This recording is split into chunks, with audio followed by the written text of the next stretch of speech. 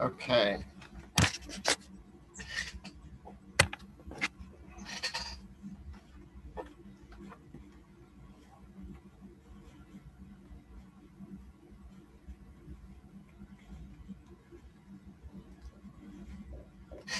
Good.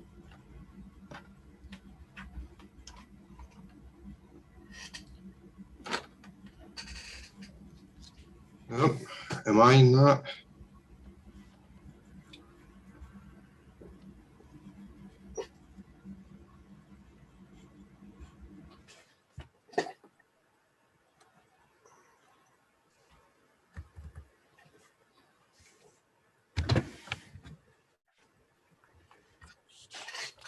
All right. Can you hear me okay? Can anybody hear me? Yes.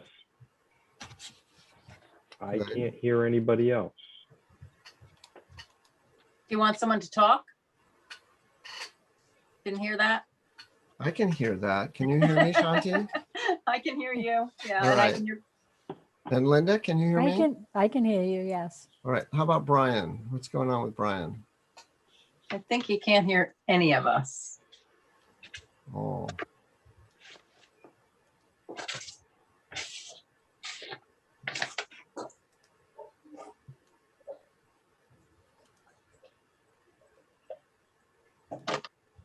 Okay.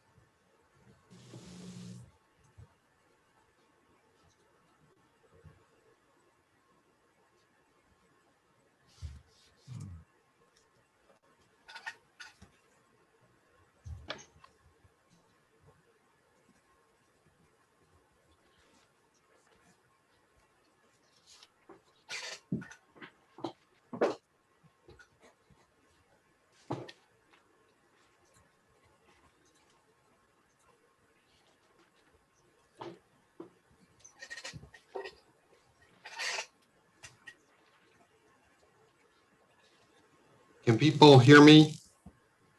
Yes, Yes. still have no audio.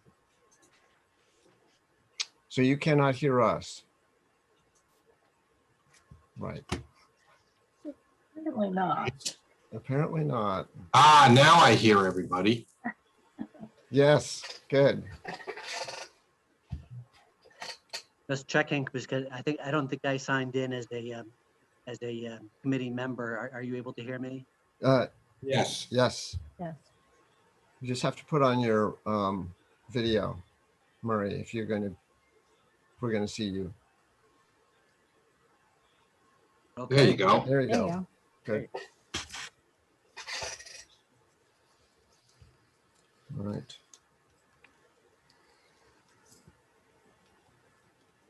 I have not heard, I don't believe I heard anything from Andrew saying that he couldn't make it.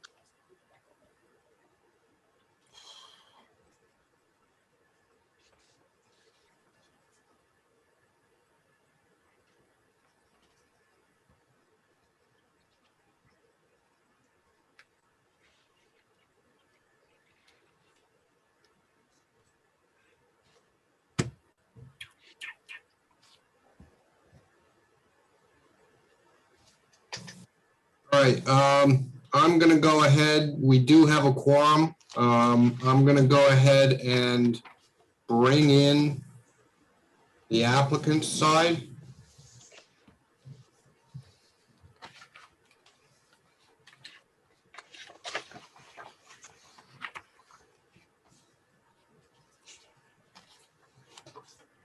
Excuse.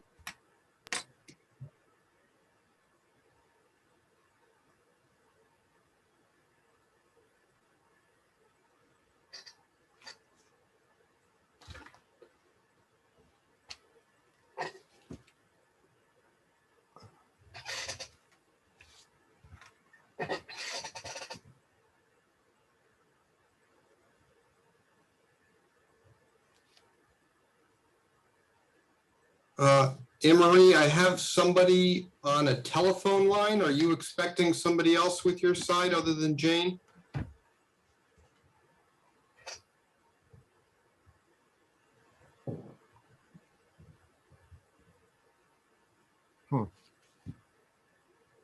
Anne-Marie, can you hear me? Why not? Doesn't look like it. No. But we can still hear you. Yeah, okay, so let me see if I can shoot her an email.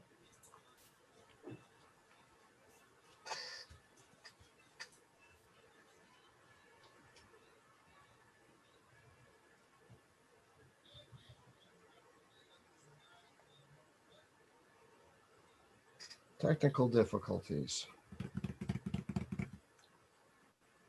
We're trying to pull in Anne Marie. Is Jane able to hear us? It looks like she's muted, but perhaps she can hear us.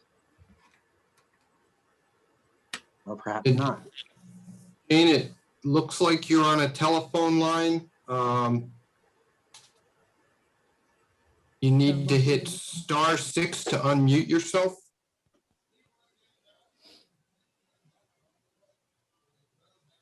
It's too bad this doesn't have a chat function that goes alongside the video.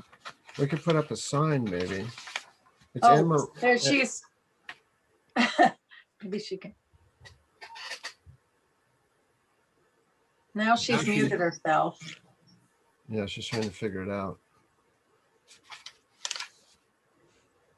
Hi, Looks this is like- Jane. Can you hear me? Hi, Jane. Yes, we can hear you now. I can hear you now. Sorry. Oh, good, good. Thank you. Sorry about that. All right. Well, we all set then? It looks like we are. You have a quorum. Let me turn on the recording. And we're good to go. All righty. Thank you all for being here. We'll call the meeting to order. This is the Wednesday, April 14th, 2021 meeting of the Historic District Commission. It is a special meeting. And it is 5:40. We'll call the meeting to order and have our roll call. So I'll start with Shantia Anderhagen, Present. Andrew Martinez. He's not here. Linda Stedman, Present. Murray Gates, Here, Karen De Silva. He's not here. And Richard Youngkin here. And also joining us is Brian Wagner, Senior Planner. And we have guests as well, Anne-Marie Goddard and Jane Masseri. Hi. Thank you both for coming. And Thank you. thank you, Jane. I think what we want to do is make sure that if we have any public people in the audience, Brian, you will pay attention to that, and we'll want to welcome them and have their input at some point during the meeting. We have nobody at this time. Nobody at this time. Okay. We will probably do that after the board has had a discussion about the project. Okay. Getting to the next item in the business is item 3, approval of our minutes of 3/30/2021. We have the draft minutes. Do I have a motion to approve? So moved. Moved by Shanti. Second? No second. Seconded by Linda. Is there any discussion of the minutes? Hearing no discussion,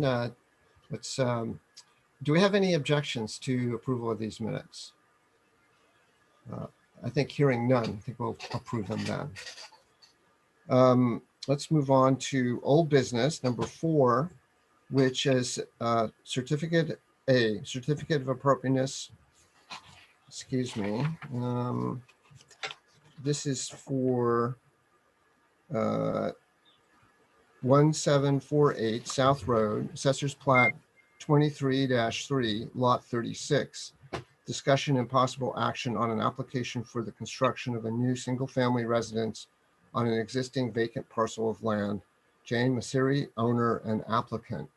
And with us also is Anne Marie Goddard, a designer. So I think our minutes are fairly clear that, just as by way of introduction, that we reviewed this project at the 3/30/2021 meeting, and that we had a general consensus that the siting was appropriate and that the massing and scale of the building was appropriate. And we did have some questions about details. And this meeting, I think, is to resolve those questions and move forward. So do I have any other comments from the board at this time about that little summary? Anyone at all? So I think with that, what I'd like to do is focus on sort of how we went about the review last time and just catch up on the details as we move through the project. We'll begin with the site plan and some of the questions we had the last meeting and talk about the resolutions of those. And Anne Marie and Jane can help us with that. And perhaps, Brian, you might be able to screen share the site plan for us. I can do that. And while he's doing that, I just want to thank Jane and Anne Marie for supplying us with the materials that you did. It was very kind of you, and we were able to individually get into town hall and look at all those materials. So thank you very much. And those, for the record, those materials are listed in our actually in one of the items that we have, which is a summary by Brian. And I'm going to ask, before we begin the site review, I think I'm going to ask Brian to just sort of summarize his memo to us, which is on the record. And it's very good sort of memo of review, project review. Help us a little bit as we begin this. Okay, so I know this may seem new to some of the members here. It's not really new for me. I take limited pride in authorship because I stole a considerable amount of this document from the staff review memos that we use for the planning board. It's generally intended to provide a brief overview of the property, its characteristics, its situation in town, a general overview of the project being proposed, to provide some of the regulatory backdrop for your decision making in terms of statute, town code, zoning ordinance, and historic district guidelines, so that we have everybody thinking along the same lines. And then at the end, what I've provided you with is a draft motion. This is the same process that we use with the planning board. It is not an effort to impose a planning department decision on the board. The board is the ultimate determiner of approving or not approving a certificate of application. But this is a framework to make sure that your certificate of appropriateness, if you grant it or deny it, contains all the necessary elements to support that approval or denial. What we typically do with the planning board when it comes to making a final decision is that the planning board will read the initial paragraph into the record, then simply enumerate the findings of fact that are made, paragraphs 1 through whatever, the conditions of approval that are made, paragraphs A through whatever, as they may be amended during the course of your hearing. So you have free rein to change any of this, all of this, to reverse course on it and deny the certificate of appropriateness if you feel that's the correct way to go. But it does help to make sure everything gets into the decision that needs to get into the decision to have a draft. So I will leave the remainder with you. If anybody has any questions about what I've done here with the staff memo, why don't you go ahead and ask now? Any questions from the board? This is Shanti. Yes. Does this memo become part of the record of approval? Or just the motion that we make? I mean, does the memo in its entirety become part of the record? Well, the memo will be part of the administrative record of the review process. So for example, not to say this is what's going to happen, but if you were to deny a certificate of appropriateness and this matter were to be appealed to the zoning board or the Superior Court, this would be included with the documentation that goes up on appeal as part of the administrative record. Okay. In terms of what gets recorded, the portion that is identified as the draft motion will be carved out and it will be put into a separate document that will be recorded in the land evidence records as your decision. Okay, so if we have, when we get to that point of making whatever motion we're gonna make, if we have concerns about something here, that would be when we would revise it? Yes. Okay, thanks, Brian. All right, any other questions from the board about this? All right, let's move on then to talk about the site plan. And I think if somebody, Brian probably, I don't know if you can do this while you're doing everything else. If you can't, let me know. But we just need somebody to write down any particular things that are coming up that we need to remember in terms of details or whatnot. Any volunteers on the board to do that? If Brian can't do it? Brian, are you able to do that, Brian? Well, I mean, I keep minutes and, certainly I will be making special note of anything that sounds like it is going to go into the final motion and final decision. Certainly the members themselves, if there's something that's jumping out to you that needs to be added or deleted, I would appreciate it if you could try and keep track of your own thoughts so that we can compile everything at the end of the meeting and make sure we get everything.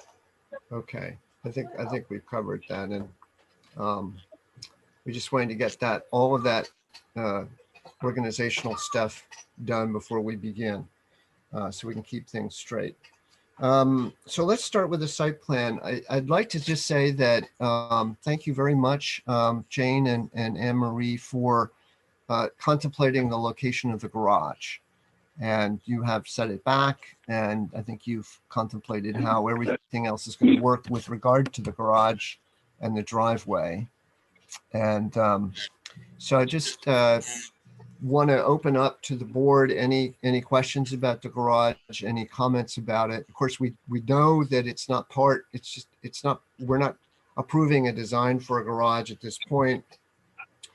because the site plan shows it, we may say something about that general location as being appropriate. So that's part of the record, and you can come back to that when you propose a garage later on down the road for some security. And I think the discussion would be probably about the driveway itself, the gravel, and the stone wall. So I'll just open it up to the board.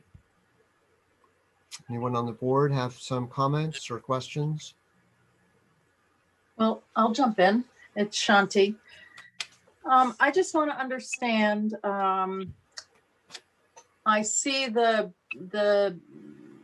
I see where you are proposing the footprint of the garage, or proposing maybe too strong a word, but what I want to understand is the location of where you're going to put gravel and put cobble edging essentially what is shown here as a driveway, exclusive of the footprint of the garage? Yes, it is. And, we narrowed it. We don't have to remove any of the wall. The opening is Great. 13 feet. There's about a foot total, half a foot on either side that's just crumbled down and the pieces are kind of all over the place. So all we're proposing is that we take those pieces that are fallen on the ground and stack them back up and into the wall. But our opening is there. So we don't have to remove what we were talking about before. So we'll reuse there'll be no stone to reuse anywhere else. We'll reuse the stone that has fallen to restack it and fix the opening so it's neat and clean. And then, obviously the gravel, the curbing and the apron in that outline that we have there, because she is going to do a driveway, when we do the house.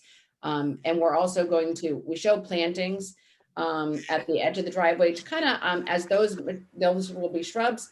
As they mature, it'll, shadow where people are going to be, the parking, the cars in the back. So it's not something you're going to see a ton of from the street. And that when I dropped off the gravel and the materials to Brian, he said that was, kind of the goal, why you guys wanted to know, where the plantings were and what was going on around the driveway, is just because you don't want it to, be screaming cars, right? So we are going to add some shrubbery to either side of the front there. And again, as they mature, those will really shadow what you're even seeing back off the street. But we have the driveway in such a shape. So you have that down by where the garage will be, you have where you would park and you can park up in that hammer shape and come out. So it's a functional driveway even without the garage, but it's also, the vehicles are set to be very far back on the property. So not out by the street.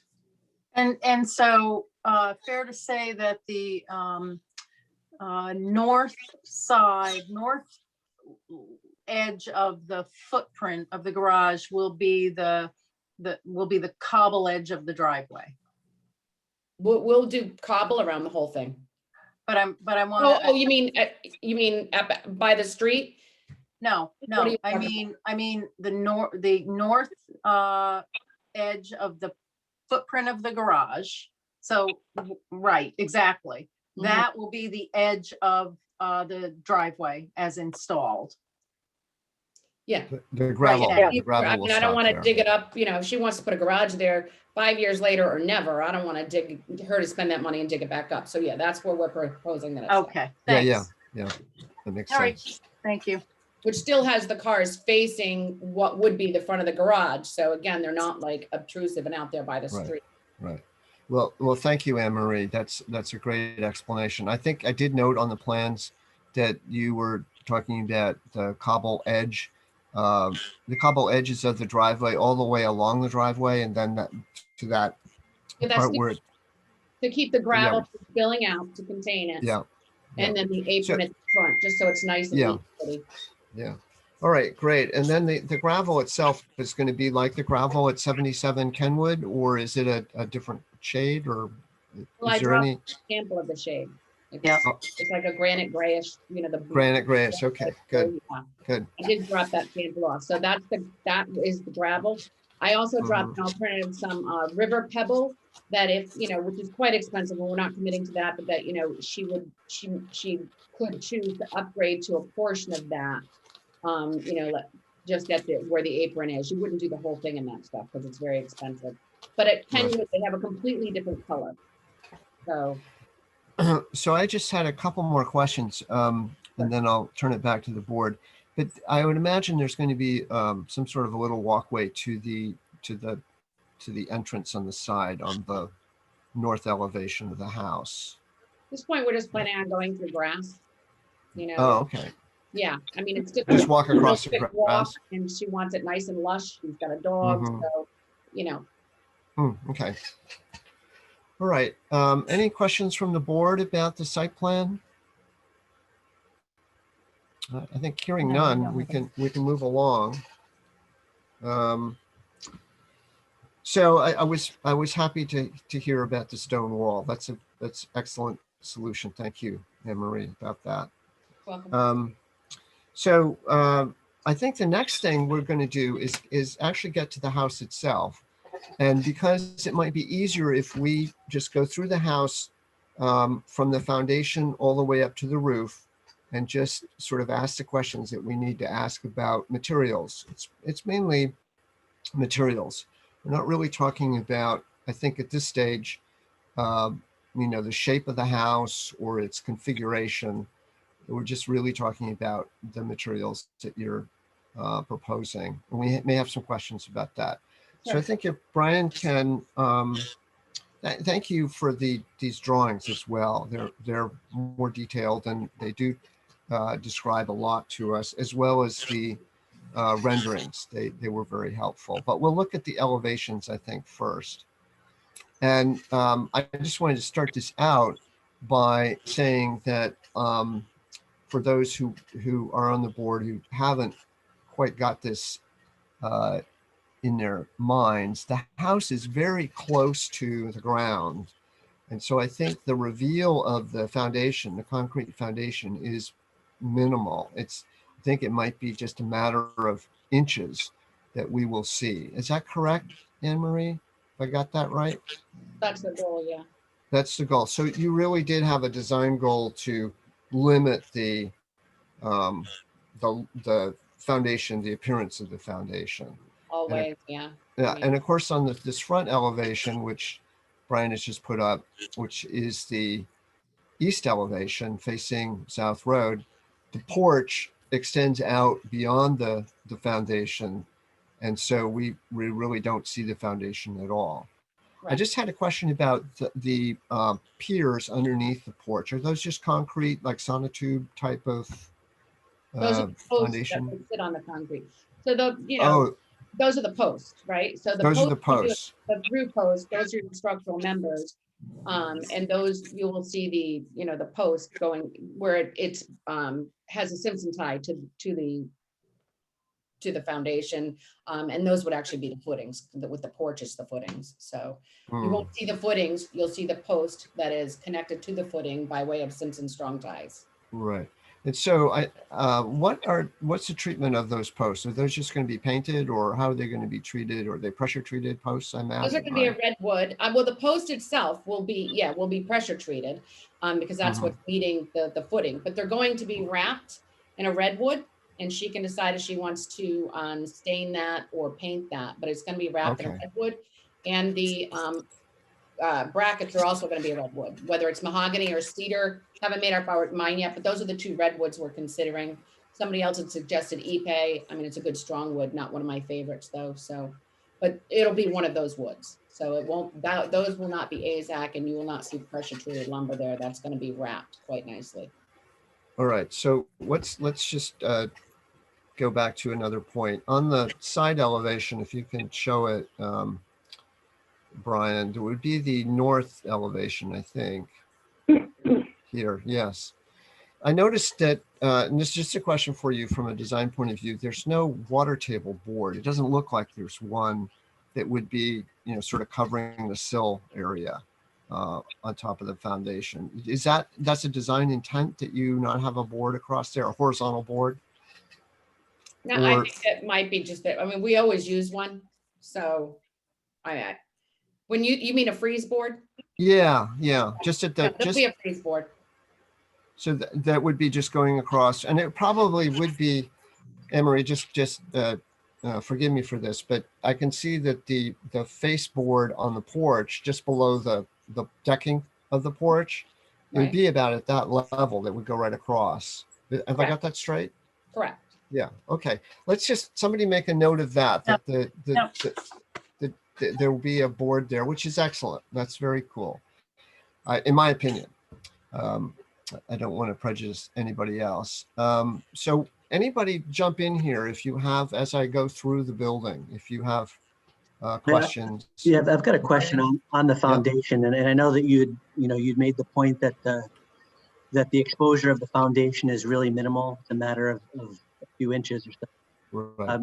I don't remember in reviewing the standards that there's a required or suggested treatment for the foundation. I personally, and this is a personal view, it has nothing to do with the published standards.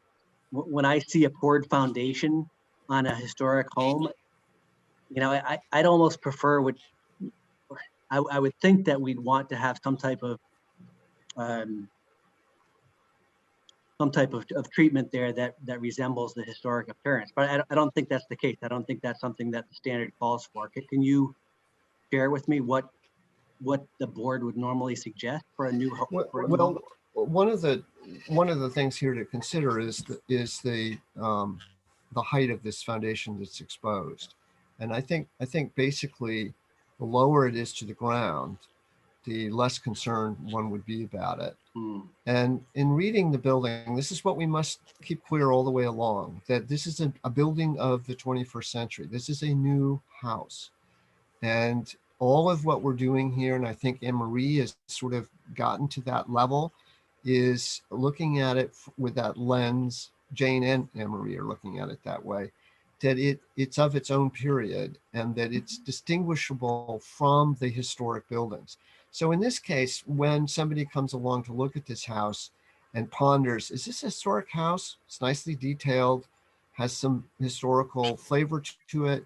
But look at this foundation. It's a concrete foundation. Aha, I know it's not an historical house right away. It's got this new foundation. So that's one of the things that we look at that distinguishes it for a building of its own time that wants to sit and blend in with the rest of the historical buildings, but does not pretend to be one of those. Is actually telling us in its look and feel that it is not a historic building. And that's one of the sort of, in the Secretary of Interior standards that we use, as well as our guidelines. Our guidelines are based upon those standards. That's one of the things that they make very clear, that new work should read, it should blend in, but it also should read as new work. And there'll be other things that we'll talk about as we go through this that remind me that it's new, that it's not a reproduction of something, and it's not an historical building. Good explanation. Thanks, Rich. So I think any other questions about where we're at? We're sort of at the foundation level. We're moving up the house. No, I have questions about the porch. Can I jump in? Yes. All right, it's Shanti. Looking at the rendering that is the, let's see, northwest view, you see that the rear porch posts are white and the front porch posts are some sort of natural finish. I think it's much more characteristic in this historic district to see these features be a consistent finish. They are going to be consistent. That he had to do that drafting. I had to have that SketchUp done. I mean, that took him a whole day, and it was a short time frame. So if you missed that detail, I apologize. But they will all be the same. I would never have them be different. So the renderings that show it as a mahogany, I thought you had just said it was going to. Those will actually be painted to match the siding. No. I'm talking about different color. So the siding is one color, and if she does, so it's going to be a redwood. We haven't decided whether it's cedar or mahogany. Okay, so that right. Yeah, thank you, Anne-Marie. That's where I'm saying I think there's a disconnect with the sort of characteristic of historic houses, and in particular Kingston. I think the natural finished wood at the front porch is uncharacteristic, and I think more characteristic and consistent with historic houses would be that they all be similar. So if you're casing the screen porch with ASIC, then the front posts would be cased with ASIC too. It would be a very consistent appearance among all the posts in the house, around the house. Well, So they will all All be going to be same. the same color. They're just not all. Are you looking at the rendering or are you looking at the plan? I'm looking at both, but you know, the rendering is showing us colors. Now we have a certain amount of discretion in this area. So I'm trying to understand, are they going to be this mahogany color or are they going to be white? That's all I'm trying to understand. Well, they're certainly all matte is where we're getting at. She plans on painting them. So even though it's not the AZAC in the front, it's going Yep. to be AZAC in the back. all right, I It's think going we to be can, AZAC at the screen and porch. He's gonna do the redwood at the front. And, you know, she plans on painting the uprights. Well, is the excuse me, let me just Yep. interject here because Yep. it is kind of confusing. I think that what Anne Marie is saying is that Jane is going to paint the porch posts on the front to match the They'll all screened in be- posts. Right, they'll all be. And consistent. perhaps this rendering is not really showing us I- what it if- is. He did the best he could in a short period of time with the rendering. Yeah. okay. They'll all Okay, be so color. So what I am hearing, and I'm making a list too for the you know, possible conditions, those posts that are shown in the rendering as brown will in fact be painted white. Yes, they will be painted white. All of these upright posts will be painted white, and the corbels will be kept a natural wood. I mean, For Jane, you mean front porch and the house for brackets? that. Yeah, those are brackets. Yeah, the brackets. Oh, I don't know. Brackets, whatever. Okay, I think there's Brackets still, versus wood, natural wood. I don't think that's the right approach. I think historically they would all be white. Okay, I Uh, can paint them all white then. That's fine. Yeah, let's Thank you. let's just repeat that so it's clear that Jane and Anne Marie are, first of all, that these uprights, the posts, we call them posts, they're the porch columns, basically, Yes. and the brackets will be painted surfaces. They'll be wood, but they'll be painted wood, and they will be to match the house, white to match the house. Yeah. And that will be a consistent character then for the porch. And it, you know, it will convey that traditional look, but it will be you know, it's a porch, a wide porch. Let's just talk about the porch floor, the decking of the porch. And I know you gave us some samples of the decking material. And maybe you could describe that a little bit more. It looked like it was just sort of a tongue and groove decking that would go on the porch. Is that the case, Anne Marie? Yeah, it's a, you know, a composite product. Yes. It's like AZAC. It happens to be a different brand name, but it's the same thing as AZAC. Yeah, it's Right. tongue and groove. Right. They all get screwed down, if that's what you're asking. Well, it's just that in one of the cross sections, there was a gap it shown with that decking, and it said by choice by contractor. So we just want to make clear that you know, this will be not choice by contractor. It's going to be that specific AZEC product that you gave us a sample of. Yeah, I haven't chosen. I gave you two samples because they're two different colors. We haven't nailed down. Right. But yeah. So the question is on the treatment of that, it's an integral pattern, like a wood-like stain on to give the appearance of naturally varnished or oiled wood.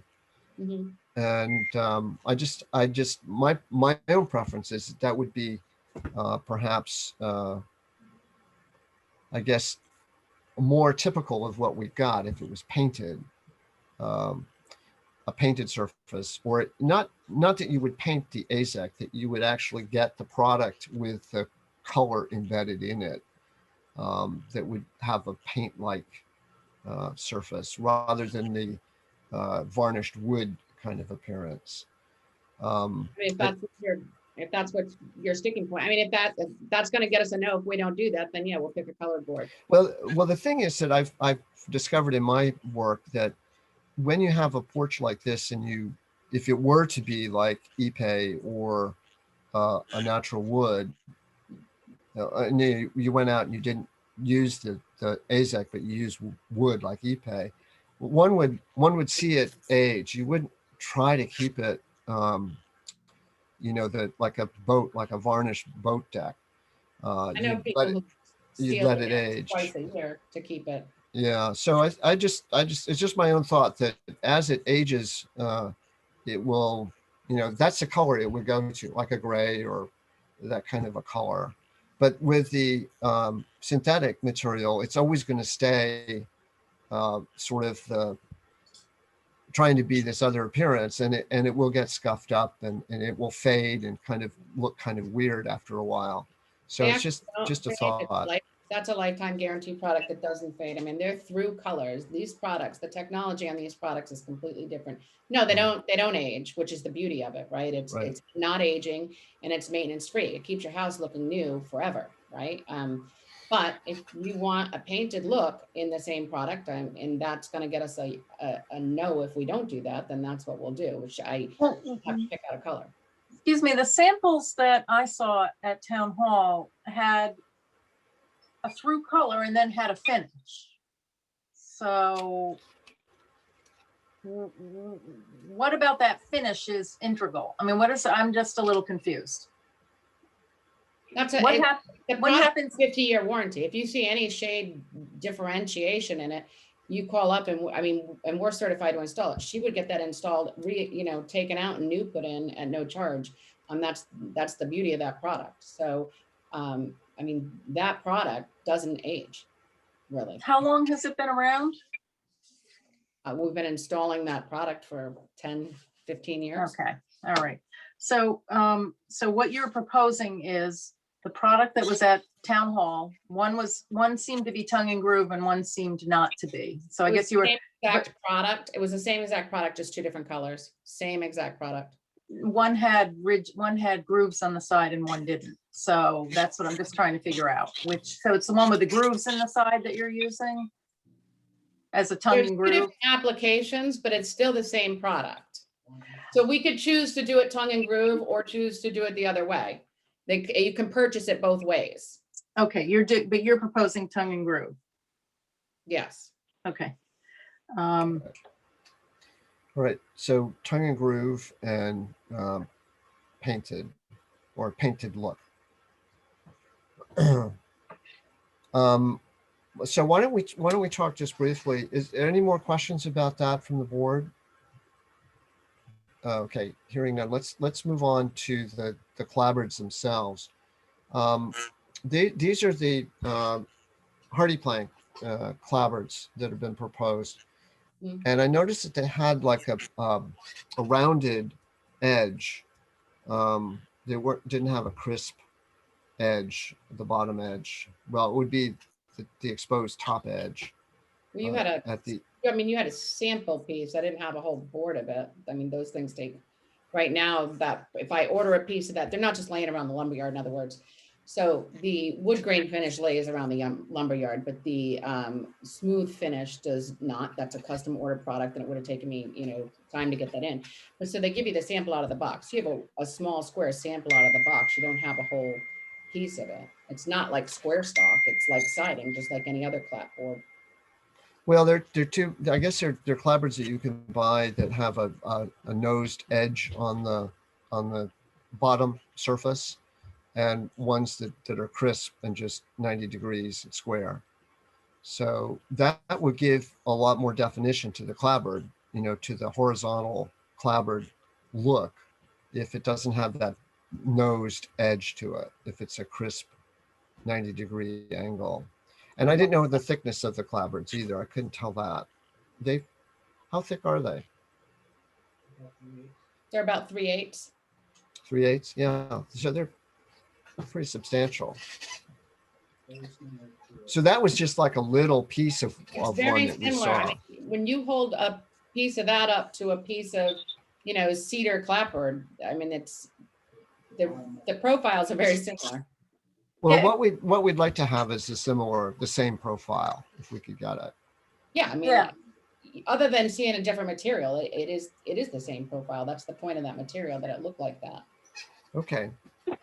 So- Any other comments from the board? Yeah, I just want to understand that what we're saying is it's a 90-degree angle, not a smooth angle. It's a sharp 90-degree angle, just like historic clapboards and clapboards you see all over the district.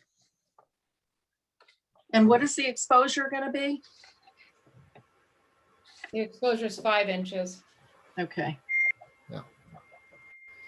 Good. Any other comments on the clapboards? Just one. It does have a slight slant. I mean, it's not a full 90-degree angle because it has to accommodate for water runoff, but so does all material that's sold right now, even cedar clapboards right now. I can't, you wouldn't want to have a water problem. So it is slightly slanted for water runoff, but so is cedar. That I have not seen that. I build about 12 houses a year. I mean, and in all Yeah. the materials. So it definitely is the case, no matter what kind of clapboard you're buying, they're accommodating water runoff. I mean, the technology's come a long way. I wouldn't buy square stock and use that for siding. It's not meant to be used for siding. All right. I think we've heard from Anne Marie about that. I think I want to move on to the windows themselves and the doors, because we're still on the first floor. The windows we saw a sample of, and we understand that was brown, and you're going for black with the Pella, and it's the what's the name of the series? Lifestyle series, right? The lifestyles, yeah. And I just had a question for you about the simulated divided lights. They have the spacer bar inside. Yes. Okay. And That's to make it look like it's all the way through. yes, yeah, we're very much aware of that.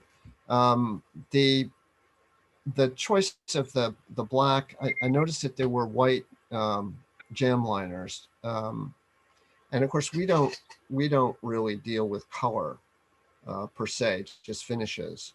So that's really your choice. But we had it was an interesting kind of review of these windows I did. And I was thinking, this is one of those modern touches. It doesn't seem, and correct me if I'm wrong, Anne-Marie, but when I looked at the elevation drawings carefully, I didn't see any window sill really projecting out from the trim. And that's a design choice of yours, right? Exterior? Do you mean exterior? Exterior, yeah. The window doesn't have that on it. We accomplished that with trim. Okay, so you are going to put a windowsill on these windows. Yes. Well, let's make a note of that, because that's a traditional thing to do. I thought maybe you weren't doing that to make a sort of a design statement. No, we accomplished that with trim as opposed to buying a window cased out. Yeah. Is there going to be a skirt board underneath that, or just the sort of simple sill, block kind of sill going on there? Simple sill. Yeah. And is there any where the trim meets? This is just to understand how the trim and the clapboards come together. Is there a reveal? Does the trim come out, or is it basically flush with the clapboards? The clapboards will butt the trim. Yeah, but the trim doesn't stick out proud from the clapboards. They're flush. They're basically at the same plane. No, it does. It stands out proud. A little Okay. bit. I'm not huge, but yeah. Yeah. All right. So these windows, I think, as far as I can tell, are going to have a very traditional look. You'll be able to see the jam liner, but it'll be black around it.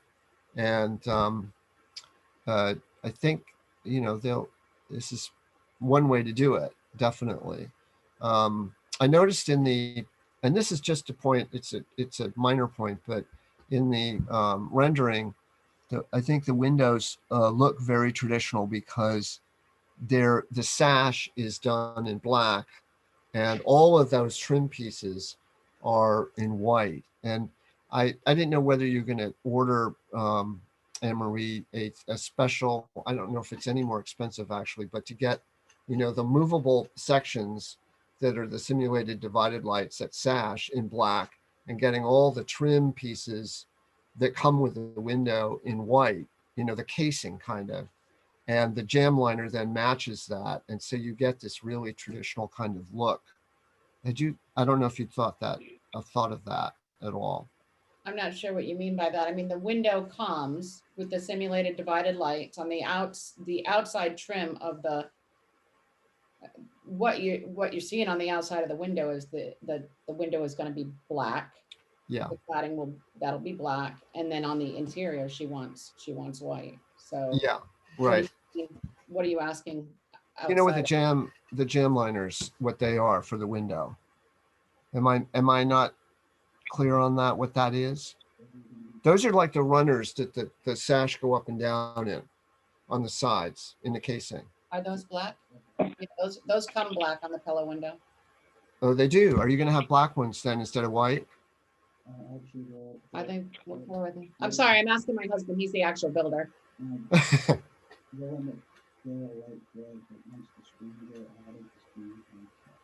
Yeah, so he said they're more like off-white to light gray is how they come, but once the screens are added, you won't even see those. Okay. So Rich, I have a question about again, this is the blessing and the curse of renderings. So the renderings show white trim. In fact, what you're saying is the window trim will be black. So we'll have black sash and black window trim. No. The window trim we install separately. All the trim on the house will be white. Got it. The only Okay, thing I that's got it. black are the parts that come with the pillow window. But Gotcha, all of the okay. trim that we are, where we're accomplishing the sill, where we're casing it in, that's all white. It's all Great. ace. Okay, great. That's Right. helpful. Yeah. I Rick- think you'll be happy. I can see it now with the black, and I think you'd be happy with the gray jam liners if you went that way, but it's your choice. Anything else from the board? Yes, I have a number of questions, Okay. if you can tolerate me. Anne-Marie, the window schedule, are there any, let me first say window 25 is not on the schedule. I want to confirm that is a G. That's in the upper wall dormer What are we on the second looking floor. at? I'm not. The window schedule that came with the first set of plans, which is not included in the second set, but we still have it as a reference. I don't see window 25 on the window the same. schedule. It would be the same window. So it's G. Yeah. Okay. Are all those I think we added windows that the after same the size? package to bring some light into a hallway. Okay. Okay. Okay. So we need to add that. The hopper windows on the east and north elevations, again, on the rendering, we see that they're 4 light, but on the window, on the elevations, they're 2 light. So which is it? Brian, you might want to change the elevation to the north elevation for the rendering. Yeah, it's gonna be what's on the elevation. Yeah, I think this is another place a where the tiny rendering is not off, is off a little bit. It's not. Yep. Well, we just have to, Yeah. be clear. All right. So that is window J, and J will be divided horizontally, correct? Into 2 lights. Yes. All right. Like I don't have a large, hold on, I have it printed out here. I can look at it this way. Small on my Um, All right, so that's, just a note that that's Window- on You're the, talking about window 4? I am talking about window 4 and 14 and 15. Yes. These are Those the would be small my hopper version. windows. They're very tiny windows. I mean, Okay, compared to the other windows, those are small windows. okay, but we're confirming that they're too light with a vertical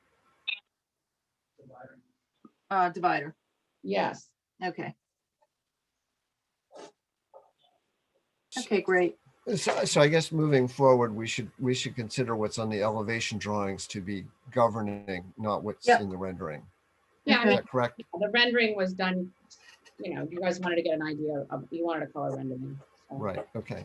we put it under So- the- So is there any more discussion about the windows on the house itself from the board? You all set, Linda and Murray? And I wrote Shanti? everything down that you're, you know, everything that you're going through Yeah. down. Yes, Good. I'm all set. So let's talk about the doors. I noticed that in the elevation drawings, we have several different doors, actually. Yeah.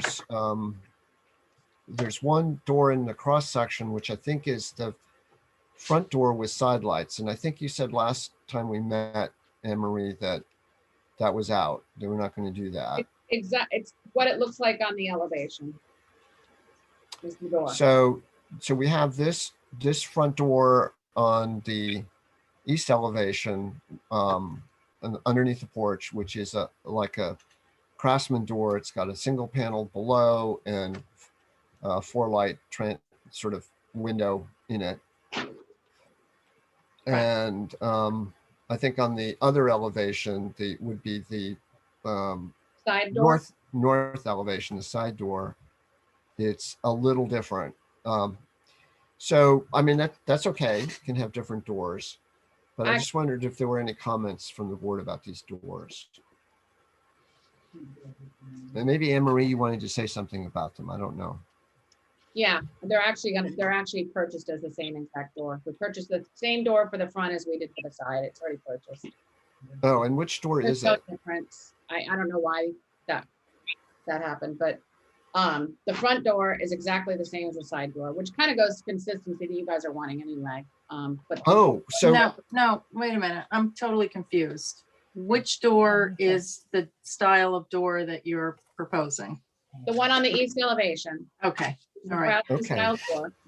We're using Okay. both the east and the north elevation. Those doors are purchased, and that is what we're using, a craftsman style door. okay.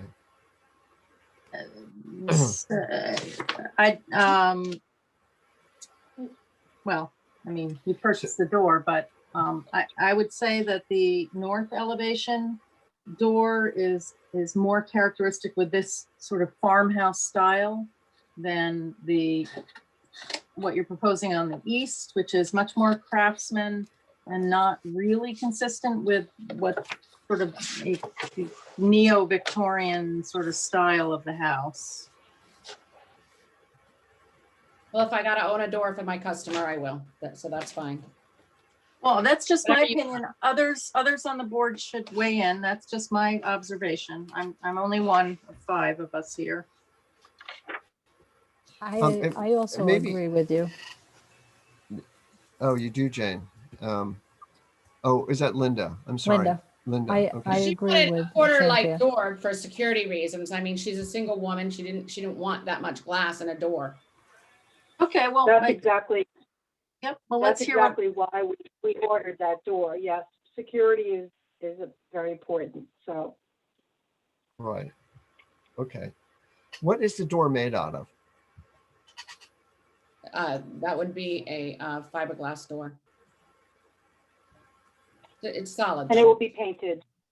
Yeah, those would be painted doors, Okay. paint grade, Therma-Tru.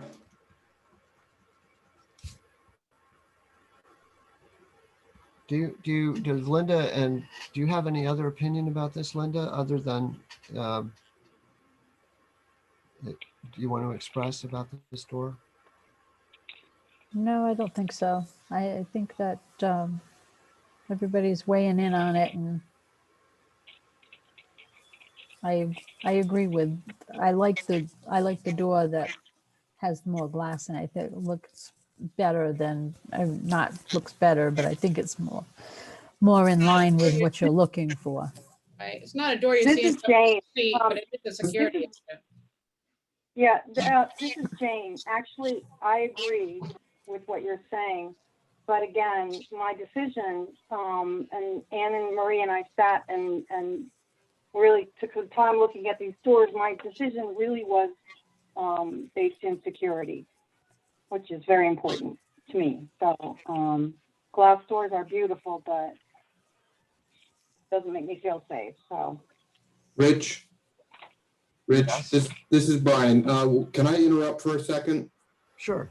Yeah, before we wade too far into the weeds here with what we're doing, I just want to remind everybody, in the staff review memo, I provided a quote from part of the town code where it talks about the judgment of new structures. And the standard we're really looking at in terms of characteristics that you're evaluating here are things that would seriously impair the historic or architectural value of surrounding structures. So preference and things like that of the board members really don't come into play unless we're talking about characteristics that would seriously impair. So let's try and frame our conversation with that in mind, because at times I feel we're wading into nitty gritty that may be beyond the purview of the commission for new construction like this. Well taken, Brian. I think we want to make sure that we get the details on the plans, consistent. That was my goal, so that everybody knows what's on the plans and we approve a consistent set and don't have any, ambiguities about what's being approved. So I think we'll just put the door issue aside for now and move on. I wanted to talk, we're sort of at the first floor level and we need to move up to the second floor. We'll do the roofs last, so we'll move beyond the porch roof and just talk about, I think the next thing is the board and batten siding and the characteristics of that. And I'll lead off by saying thank you, Anne Marie, for bringing in the batten. I think that's what it was that we saw, this heavy batten. And I just had a question for you about the sides of the batten. I had thought they would be, flat and trimmed out. It seems to be the one that you brought in was fairly rough along the sides. Was that intentional that it be rough, or are these just... That's the one they had in stock. We are proposing to order the smooth. Smooth. Just it would be smooth like the siding, but that's all they had in stock, and I wanted you to see the size of it and get a feel what it was like. Yeah. So I brought you. That's good. And generally, Anne Marie, I was curious too about both that and the clapboard. It seemed like the back of the clapboard was not coated with anything. Is that how it comes with just coating on one side, or is it coated all the way around? It's a through coating, but I mean the back. Chris, hold on. I might ask my husband. Chris, where's Daddy? Oh, I thought he was right behind me, but he's not. Sorry. Yeah. So it's a through coating as far as paint goes, so it doesn't fade. But I'm not looking at the sample. I could go grab a sample out of my showroom if you want to give me a minute. Well, the only reason why I'm concerned is that we heard that it's a cement board material. If the water gets into it anyway, from any surface, particularly the end of it. But so the end cut, any cuts are sealed. You seal those as you install them. So as you do the cuts, you seal the edges, you install them. And then they're actually there's a product you put on after the whole thing is done at all the seams. But no, the whole all six sides, so to speak, are sealed. They will be sealed up. Okay, that's just what I wanted to know. Thank you. So I think what we're looking at is the board and batten finish for the whole second floor. And also it looks like the battens are the same basic size. This is right, Emery, in the upper gable on the of the projecting gable on the east elevation. This would be true, I think, of the north elevation and maybe all of these that have gables that are exposed. Correct. Is that so? Those battens are basically the same dimensions, right? All the way through. They just get closer together as All the you way get up into consistent. that. One is a 5-inch exposure, one is a 7-inch exposure on the board. So they're showing you some of the board is 7-inch exposed, and then at the top gables there, those are 5-inch exposed. That's the board itself. The battens are consistent. Okay, so you mean that it's 5 inches between the battens on the upper part and 7 inches on the lower part. Correct. That's the exposure. Okay, good. Just like a And I shingle. know for the board, just remember that either side of that projecting gable over the porch, there's batten on the walls of the second floor, all the way across the second floor. So, I thought that was something that we had discussed in length last time, and that we had determined that there was no other example with the exception of perhaps a small outbuilding that had the battens. We Right. found a couple and we sent pictures in. You have living structures that people are living in, not just outbuildings that are board and batten. so that was supplied in the memo that Jane wrote, a letter that she wrote that's in part of the record, and there were some photographs included in that of what looked like maybe a conversion of a building that was an outbuilding. I'm not sure, but my own feeling is that this is an introduction of board and batten in a big way into a house, but that's sort of a new kind of thing for the district. Maybe that's something that begins to differentiate this house as a new house versus a reproduction of an historical house. And so I'm willing to look at that, sympathetically and here's one of the outbuildings. Brian has put it up. This is behind one of the houses on Kingstown Road. And maybe, Brian, you can show that other one that Jane sent. This is not in the district. I don't think that's in the district. Oh, that was showing you an example of the actual No, product we're installing. this is in the district. These are examples of party board, but if you could scroll down to the bottom. Hello, can you hear me? Yes. Yes. That's it right there. That's in the district. Yeah, that is in the village. Yeah.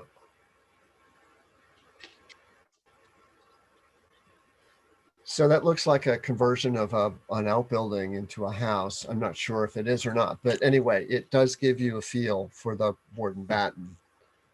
And It is a house and it has an address. It's used as a house. So any other thoughts about that? I think at one point I was talking about maybe shingles, but I've come to the conclusion in myself that this board and batten would be okay. That's just my opinion. I agree. I agree also. I've done some research on the board and batten, and it seems to be appropriate in historic districts throughout the countries, and I don't see any reason why it can't be incorporated in Kingston. Thank you. And Murray, did you have any thoughts about it? Yeah, I mean, I still think it's very much a departure from and inconsistent with what you see. So there may be some examples that are not road facing and something that really exemplifies the district. So I'm in the minority here, but I'll accept that. I don't think that it's, that it belongs in the district. Okay, well taken. I think that the other thing I wanted to just say about the elevation, the cross gable kind of form, I know we talked about that last time, but I did notice in looking at historical pictures of Kingston and driving around a little bit, it's very interesting on the sort of the edges of the district. It could be on the eastern edge, it could be on the western edge, it could be on the Upper College Road edge, it could be South Road edge, that we do get more of these cross gable kind of forms. And many of them did have, some of them have been torn down. We've lost several of them, shingles in that upper story zone. But I'm also thinking that, this is a different animal to some degree. So, okay, so let's say that we sort of talked about that. We've talked about the windows. I just wanted to note that the fascia boards, the cornices from the roof are all very plain. They're going to be AZEC, and they're not decorated with moldings. They're just flat boards. Have I got that right, Anne-Marie? It's Correct. just very, very basic. I did notice that there's a lead coated copper drip edge that is in the drawings, and that's a good material. And I just wondered what all the other flashing components would be. If they're, I don't know if they're all shown on the roof, but will they match that? Will they be lead coated copper?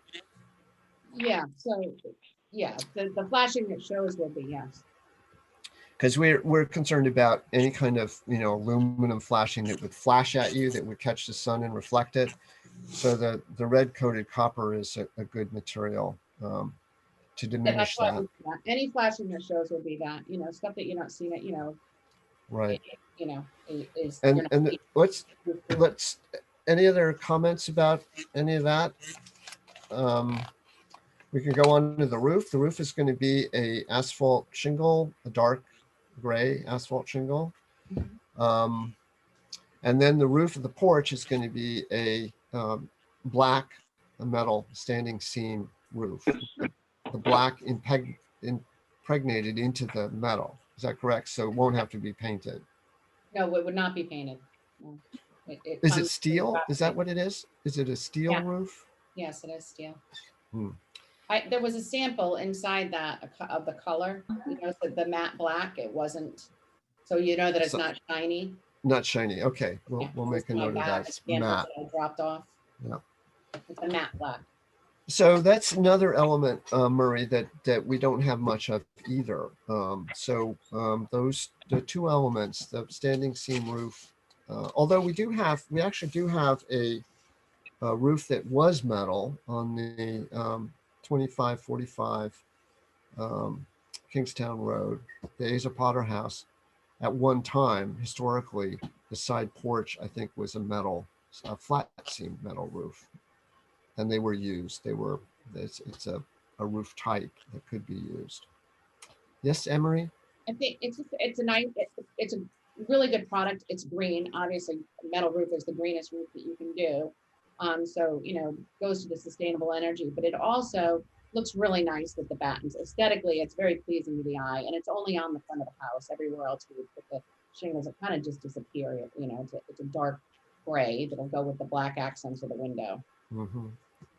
So what about, I didn't see any gutters or downspouts. What is your feeling about that? Am I missing something? You're not having them? I'm not missing anything. I mean, again, he's a drafts person, not an architect. She wasn't going to spend $30,000 on a set of plans, but there definitely will be gutters. You have to have gutters and water draining in the right places. So standard gutters is what I'm, thinking. Copper is very expensive. Right. Well, The neighborhood is full of regular gutters. Oh yeah. What we think is we may want to just note that on the plans that there will be gutters and downspouts.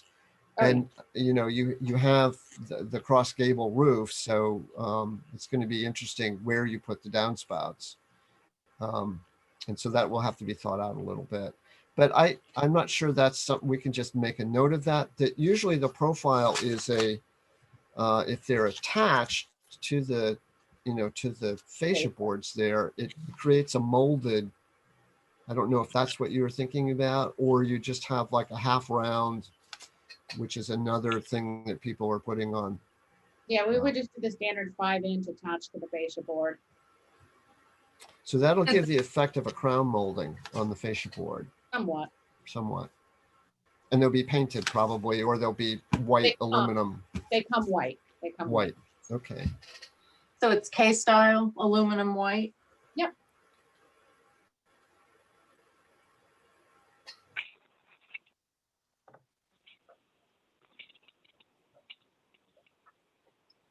All right. Well, I think are there any other items that we haven't covered?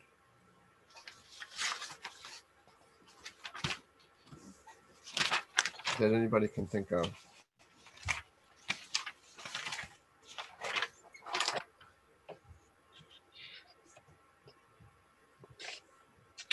I note on the plans, Rich, that the porch ceiling is a beadboard material. Yes. Do we have any more information on that? I mean, what is the material? Beadboard's a style. What's the material, I guess is the question. That would be AZAC like all of the other trim. Okay, thanks.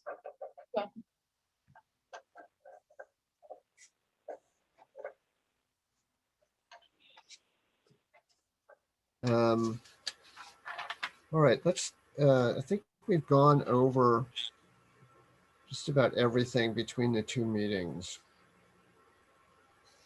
I'm just looking at my notes here that I have noted. So why don't we just have a discussion about now that we've got a full picture of the house, moving toward a decision about granting a certificate of appropriateness. And I think the best thing to do is just call on you individually about that.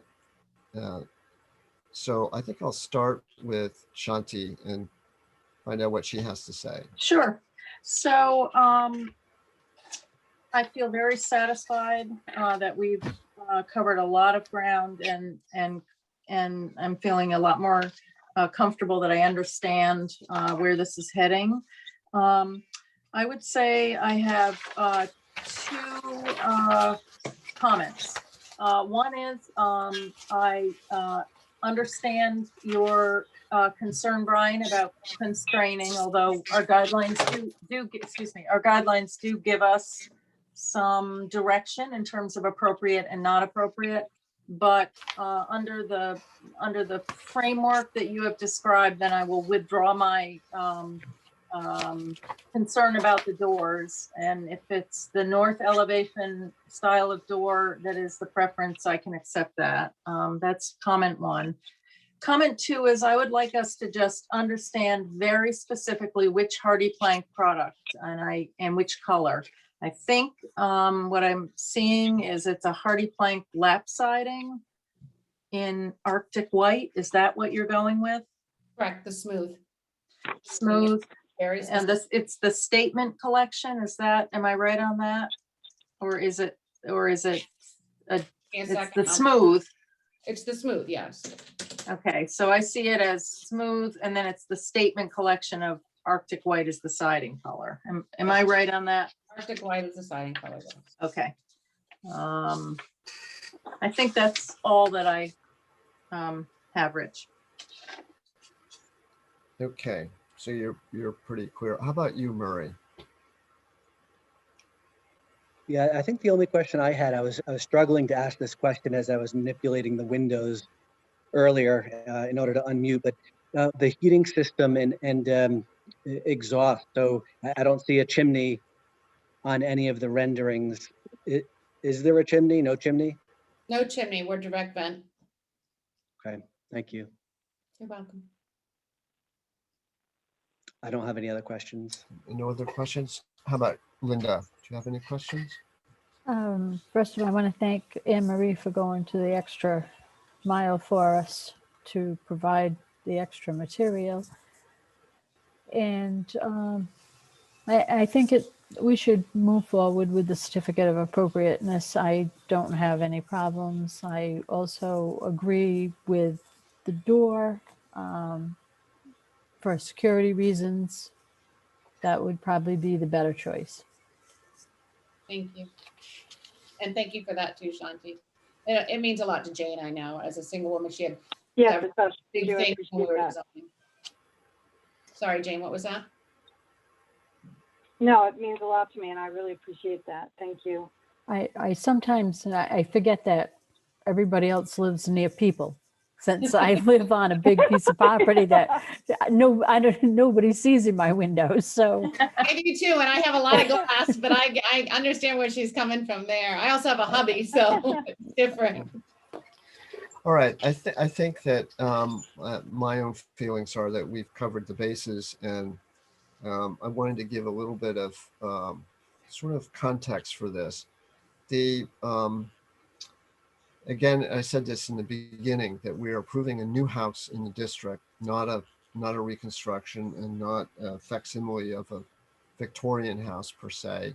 It does have new materials. It does have a traditional look to it, but they are combined in a few different ways that we might not do if we were being historically accurate. And I think in terms of its scale and size and massing, it fits into the district in its location. It's not, I want to make it clear for the record that this is a one case by case approval. This is not to say that we would approve a duplicate of this house somewhere else in the district. It's a sort of a site-specific approval for this house in this location. And part of the precedent is that, as I cited before, that there were houses with these cross gables that were Victorian in appearance, and a mixture of different kind of configurations, but similar in the outlying areas of the district, not in the center of the district. I think it'd be very clear that to us that if this house was proposed on Kingstown Road near the library on a vacant lot, house burned down or something, and this got proposed there, we would have a very, very different approach to approval for it.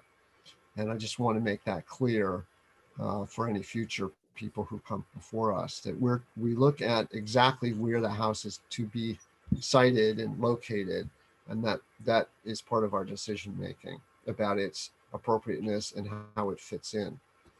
And I think that the things that are being dealt with that we talked about last time being addressed, the stone wall, the landscape features, the driveway, we've now gotten into details for the construction. And the reason why I wanted to do this, Anne Marie and Jane, is that when we approve this, we need to be absolutely sure that what we've talked about are on the drawings that get to the building official, that get to your contractor, that get built. We don't want to have a situation where we thought we had proved something and something else, even a small, part of it, is done differently. So that's why we've gone through the trouble to get all the details out and to sort on that. And I think hopefully it's helped you a little bit too. Maybe you, like with that water table, you didn't realize it was really showing up on the elevation drawings, and you'll be able to correct that. If we do an approval today, what we want to do is structure that so that it has these conditions.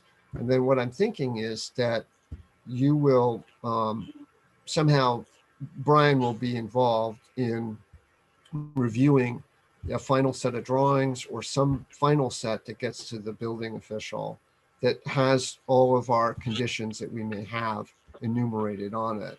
We can just, sorry, real quick. So when you say that, like I don't have to do a new set of plans, I can do a notated area of the conditions and just label that historic district commission conditions that need to be met. It's only, what I want to be absolutely sure is that there's no mistaking what's on the plans to what's in the note, so the building official knows what's being approved. And I think what we have to do as we go through a motion, and I'll ask for that in a minute, that we look at what Brian has prepared for us as a template, and that we list on this all of these things that we've talked about, just to make sure that we're all on the same page. So I think with that, I'm going to ask for a motion. So it's going to take us, be patient. It's going to take us a little bit of time to go through this. And we do have time, I hope, to do it. So if somebody would like to make a motion um, uh, for an approval for a certificate of appropriateness, that would be excellent. Or any motion you want to make. Shanti is muted. Sorry, there was background family noise.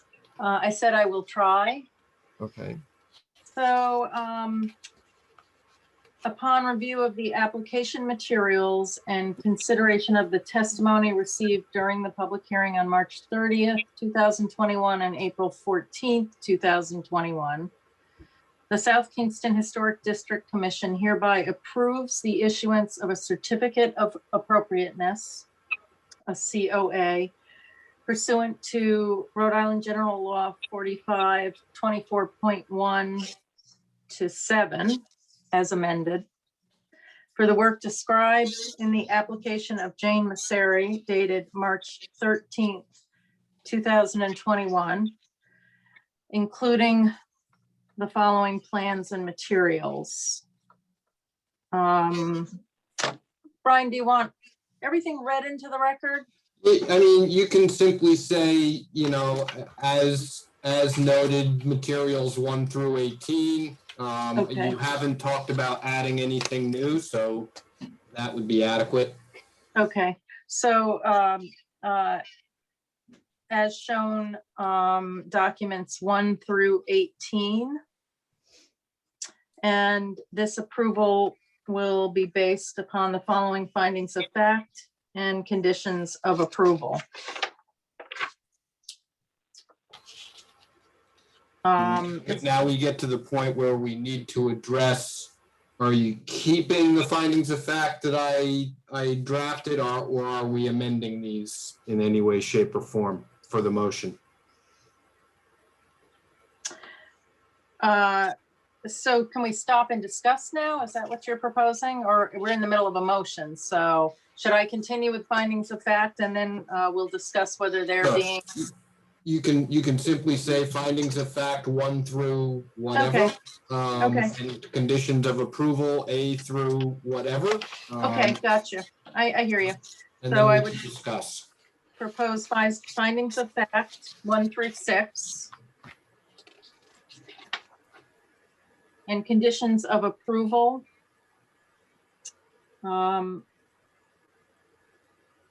I think this would be A through G. And I'm assuming we'll have discussion. I think there'll be additional conditions of approval.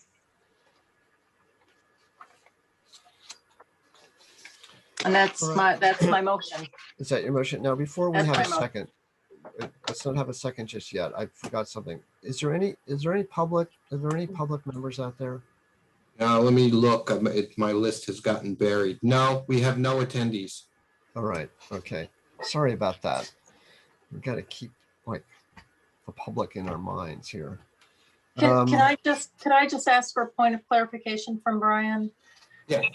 This would have been noticed to abutters? This project? No, there's no mail notice to abutters for the Historic District Commission. There's no advertised notice either, so it's simply the posted agenda. Okay. Right. And that's typical of historic district commissions, but okay. We did have 2 members of the public at the last meeting, I think. The Kingston Improvement Association chair was present. All right. So do we have a second on that? Or any second for that? I was second. All right, Linda Stedman seconds the motion. So I think now it's open for discussion. And I have a few conditions that I'd like to add Okay. in addition to the conditions of approval A through G.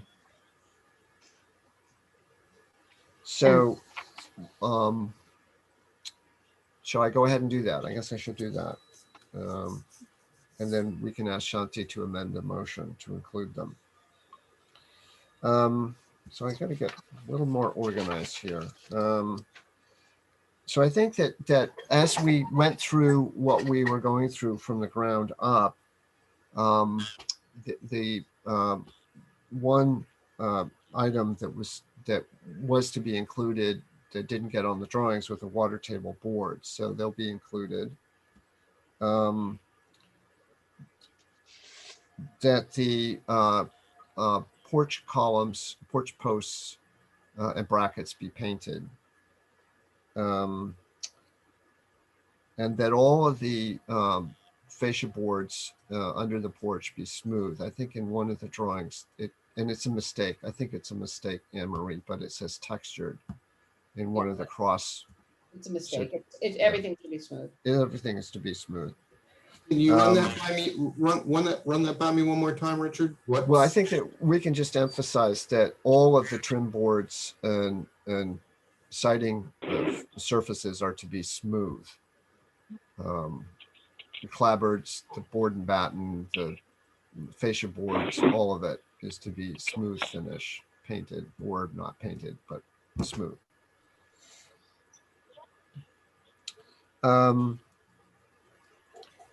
So I think we have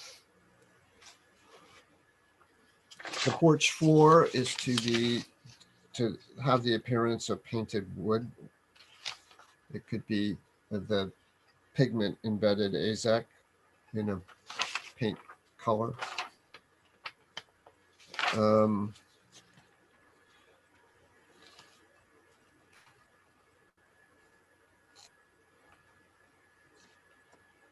me see now.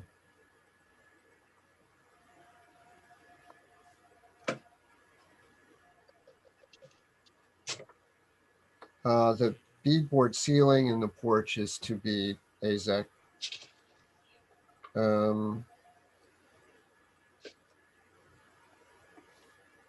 I think that the hopper windows are going to be as they're shown in the elevation drawings, not in the rendering. In fact, I think all of our approvals should reference the elevation drawings, not the renderings. Let me think now. That's as much as I have, but I'm maybe missing things. So I'm going to rely upon Shanti and Brian to anybody else who took notes. Let's see. I would like to add the following conditions. That the windows are simulated divided light with spacer bars. Trimmed at the exterior with ASIC, including a windowsill and no skirt board. Right. Black sash with white jam liner and trim. All trim and jam liners in white.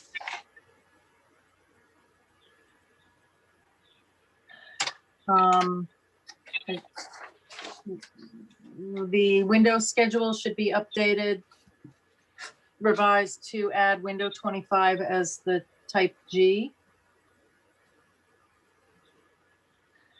The east elevation entry door should match the north elevation entry door. No, you said we could No. mount the, Oh, so I'm sorry, the north, let me correct, the north elevation entry door should match the east elevation entry door. Sorry. So just so I'm clear, the door that is shown on the east side in the elevations will be used on both sides, correct? correct. Yes, and the plans should note the material, that it is fiberglass painted. And I have three additional. One is that the all flashing will be lead coated copper. Gutters and downspouts will be K-style aluminum white. And the driveway will be in the location as we discussed at the beginning of the meeting, which is to say cobbles framing the plan of the driveway with the termination at the north wall of the proposed footprint of the garage.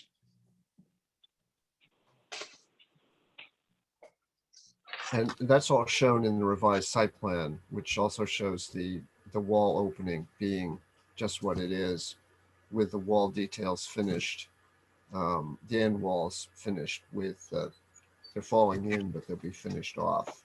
Right. All right, so we have a full set. Now, we're also, we're approving what's been submitted for this session, not your old drawings, but these drawings with these conditions. Okay. Is it explicit also that although I think we all understand here that the garage is not part of this project, and we had asked, and Jane was very nice to have Anne Marie create a view in the plan of the garage, but is it explicitly noted that that is not part of this project and would require a subsequent review? Yes, it is. I included that. Good point. Thank you. Yeah, it's a Yeah. very good point. Good point. And we want to make sure that we're citing our guidelines, standards and guidelines, and that's under D. So it lists section 3, standards 46 through 52. And that's in the site design section. And then under section 5, standards 59 through 66 for the new building construction. And those guidelines allow us to approve these synthetic materials on a case-by-case basis. I want to make that absolutely clear that we're not creating a precedent and part of that is to say that this house is not next to, it's not closely sited to, it's not adjoining another historic house which has the real materials. So that distance does create, I think, some safety zone for us, if you get my drift. Yes, Brian. If I might suggest there that we add a finding of fact, noting that the use of synthetic exterior materials is approved for this particular location. Yes, that's excellent. Okay. If you all agree, I think that's a good place to put it. So moving on with that, I think we're ready for a vote. Well, I think I need to amend my motion to accept the conditions, the added conditions of approval. And we also, for condition B, the COA will be valid for a period of 1 year, I would propose. Yeah, I noted, since this came up before, and I talked to Richard about this afternoon, there is actually a 1-year limitation on the COA that's specified in the application materials.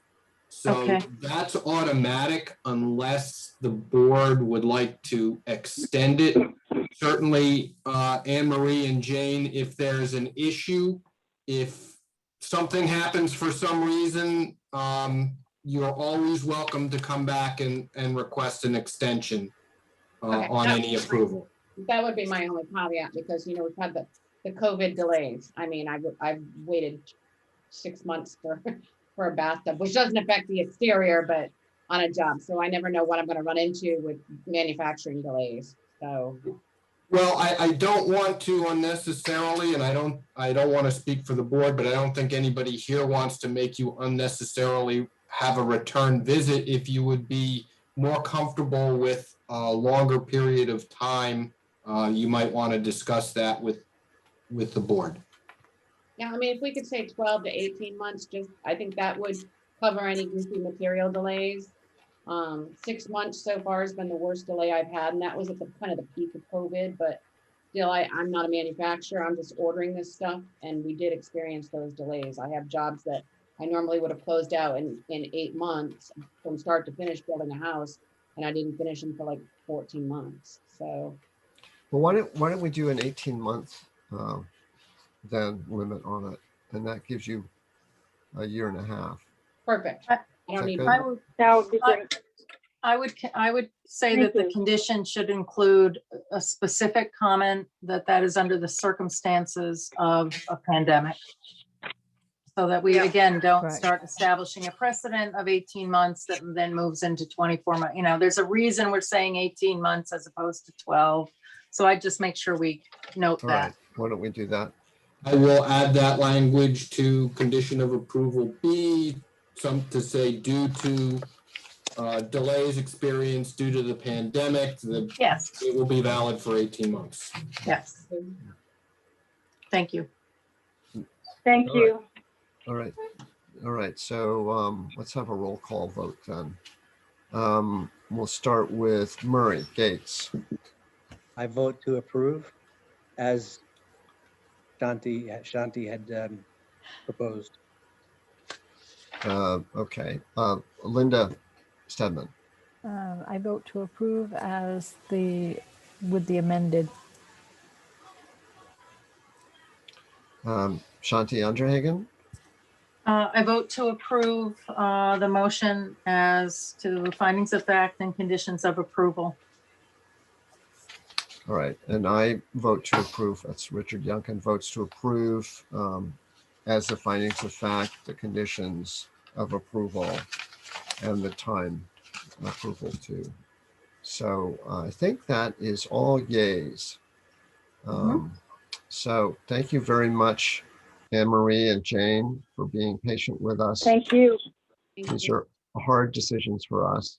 So how does this, because Yeah. how does it work as far as submitting to the town, Brian? Did they submit the certificate of approval, or do I wait for that to come in the mail, or how does that work? Give me to the end of the week. I will write up the written decision and a form certificate of approval for you. Richard will come in and sign it, and I will deliver all of that to the building inspector's office. Okay, so you'll deliver that, so I then, will deliver it to the building inspector's office, and you will get copies of it. perfect. All All right, right? But let me just, before you but, take yeah, off, yeah, what yeah. must happen is Yeah. that there must be a reconciliation of your drawings or notes that Brian can review to make sure that all of our conditions are being met. Yeah. We want to do that. We don't want the building official to have to go through all that. We want Brian to be looking at that first to make sure that your package is what we approved, and then it goes to the building official. I mean, one way or another, he's going to look at it, but that might be the simplest way to do it, to make so sure. Brian, that you have it's- a hard copy or electronic copy of the updated plans with the notes about, like, you know, the water board and the smaller windows? Do you want that electronically, or do you want another hard copy, or both? I need a hard copy. Electronic isn't as important at this point because I don't have to distribute it to all the members of the board, actually. So, Okay, but I do maintain a single official paper copy for the records of the board. sure, that's fine. I'll drop that off to you. All right. Very good. Any other questions? We're going to move on in the agenda. We have more stuff to do very quickly. I got to find it. So we're all set, then? Yes, I think you are. Thank you. Thank you, everybody. I really appreciate your time. Thank you. Good luck. Thank you. Thank you. Appreciate it. Unfortunately, I've done the worst thing in the world, and that is I've put the agenda somewhere. Yeah, so I have it up. There really isn't anything left. At this point, it is Oh, I've got it here. correspondence. Yep. I don't have any open correspondence to the board. Update from staff on planning department activities. I guess I could talk a little bit about some of the discussion that occurred last night at the planning board work session relating to the comprehensive plan and the hearing that the town council had on Monday on the comprehensive plan, which was not voted on for approval, but has been deferred to a future meeting date in May, I believe May 24th, to allow some members of the public some additional time to read. But there was discussion last night amongst the planning board about having some sort of joint work session with other boards in town that deal with development issues, the Historic District Commission being one of those, to talk about, shared responsibilities and visions for areas of the town that you have in common. Some concerns were expressed about historic concerns outside of the historic district, town-owned properties, other historic properties throughout town, maintaining the aesthetic in the other historic villages such as Old Main Street and Peacedale. So I think that would be an interesting work session for everybody to participate in. I know Murray voiced a lot of these same concerns at the last meeting. So I think that would be a productive discussion to have with the planning board.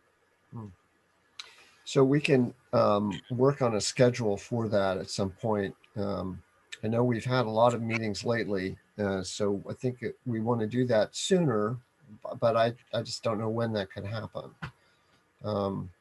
The comprehensive plan will be reviewed before the, sort of like a point in time between now and the end of May for more comments to come in on the comprehensive plan.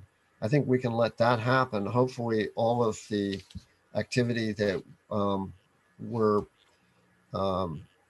talked about for implementation in the comprehensive plan, that obviously will stay in there, and we'll be able to do that after it's adopted. We'll be able to come back to the planning board and really work on how we can interface with implementation.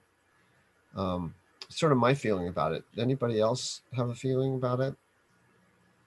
Murray, do you have any comments? So I just more of a question, and that is, are there still opportunities? So this has gone on for such a long time. It's been a particularly long cycle for revising the comprehensive plan. And yet, are there still opportunities for the public and the boards to make suggestions for changes? At this point in time, any comment will have to come in through the town council and its public hearing on adopting the comprehensive plan. So the way the process works is by statute, the planning board is charged with writing the comprehensive plan. They then have to approve it and forward it on to the town council. The town council has to adopt the comprehensive plan in the same way it adopts any municipal ordinance. And once that happens, it goes up to this up to the state for final approval from them that it meets the applicable state standards. That review has already happened to some degree. It has been forwarded to the state for review, and they have not raised any significant issues with it. But because it has to be adopted in the same way as an ordinance does, it's open to the same public comment. So that was opened on Monday night, and it's being held open through the meeting on May 24th. They delayed it because the town council wants to get through all of its budget stuff and not be trying to deal with this at the same time. So I'm hearing that if anybody within the public wants to make a recommendation for change going forward, they should do it by writing a letter to the town council or showing up to a town council meeting. Correct. Right. So actually, if you look at the implementation tables where we intersect, they're projects for the Historic District Commission to work on that are listed there. You may have some comments about the timing of those and the content of those as a individual. If the commission wanted to make a comment, that would be another thing altogether. We would have to discuss that at a commission meeting.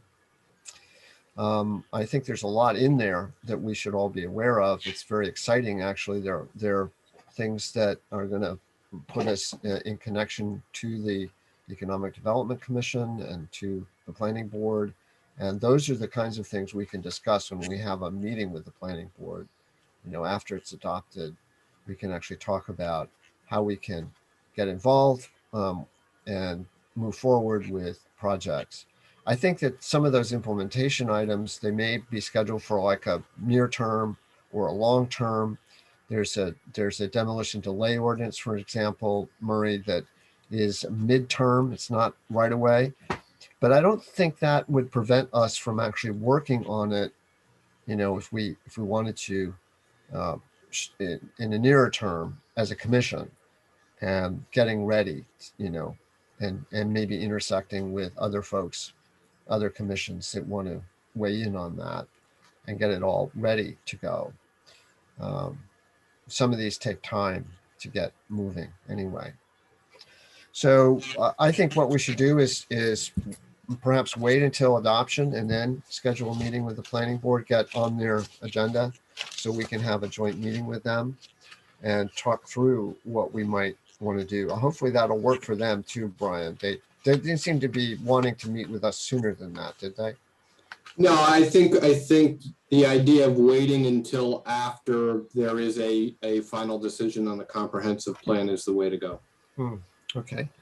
So I did find my agenda. We can with that, we can move on. Our next regular meeting date is, you know, our May 6th date, but we're trying to schedule a meeting. I hope you've all been paying attention to Brian's email for 2545 Kingstown Road. And so I don't know where we are on that yet. Probably Brian's got to hear from some more people. Yeah, I do still need to hear from some more people, but Richard, you and I discussed, and I think we should just throw this out for thoughtfulness tonight and maybe for a decision at the next meeting on 2545 Kingstown Road about whether or not we want to postpone the regular quarterly meeting on May 6th, given the number of meetings we've had the last couple of weeks. Maybe push that to the end of May or the beginning of June. And then come back. I know we had spoken at previous meetings about, you know, creating sort of a working agenda for that to deal with some procedural housekeeping and some bigger picture items. Right. So maybe Murray and Linda and Shanti have some thoughts about that. If we have a meeting the last week in April, and then we have another meeting on May 6th, we're setting a record for the HTC in 2 months. So we may want to wait for that meeting to happen a little bit later in May. And that will, you know, possibly correspond with the council's energy too on the comp plan. I don't know. I think my thought might be, Rich and Brian, to keep the May 6th meeting for the moment, just in case the special meeting ends up continued. So we have the May 6th meeting to fall right into. Mm-hmm. I'm not suggesting that we need to have a decision tonight. I was just suggesting that the members might want to think about that, and we could address that at the next meeting. If we issue a decision, then you can decide whether or not we need May 6th or whether we want to push it back. I think that makes sense. Okay. All right, good. Well, with that, I think we can have a motion to adjourn. If there's no other business that people want to bring up. I'll make a motion to adjourn. Second. All right, so moved. I think that all ayes. Yay. Thank you both. Yeah, thank you, Brian. Thanks Thank all. Thank you you, all. Brian. All right. Have a good Night. night, everybody. Yep. Good Thanks, night. So- too. Good night, Marie. Good night, Night. Linda. Night. Night, Shanti. Night. Night, Brian. Night, Rich.